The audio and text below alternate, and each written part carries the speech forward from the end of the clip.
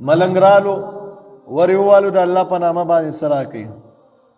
ابو امامه رضی الله عنه سره نور څه نشته، یو 3 روپۍ دي کور کې وینځلې ورکړل، ویل دا وله ورکه.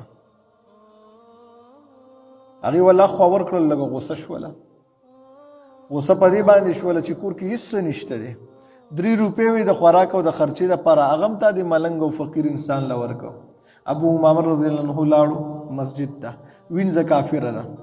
چې مسجد ته لاړو وینځه لګیا ده، دا توشک د هغه ټولۍ چې توشک یې ټولولو ویې کتل هغې کې څه ده، پاسه 300 روپۍ پرتې دي. 3 روپۍ د الله په نوم باندې ورکړي دي، او هغه ځای کې څه ده، پاسه 300 روپۍ پرتې دي. وینځه ویې ویل دي ابو امامه رضی الله عنه چې دا 3 روپۍ صدقه کولې د الله په نوم یې ورکولې، معلومیږي ده سره نورې پیسې وي، ده ځکه ورکړلې، دومره ډاډه و. ابو امامه رضی الله عنه چې کور ته رالو وینځه ورته ویل ما ته به دې مخکې نه ویلي وو، په ما داسې داسې سختې خبرې وکړلې چې تا سره نورې پیسې وي، خو ما ته به دې ویلي وو. هغه ورته ویل د کوم ځای نه نورې پیسې، زه خو الله که خبر یم. ویل ولې ستا د بسترې لاندې نورې پیسې نه وي ایښې؟ ویل نه، ویل زه خو سره د دې نه خبر نه یم. الله رب العالمین هغه بدله وله دلته کې ورکړله. هغه وینځه کافره وه، خو هغې له پته وه چې مسلمان دروغ نه وایي، چې کله یې دغه واقعه وکتله اسلام یې راوړلو، ایمان یې راوړلو.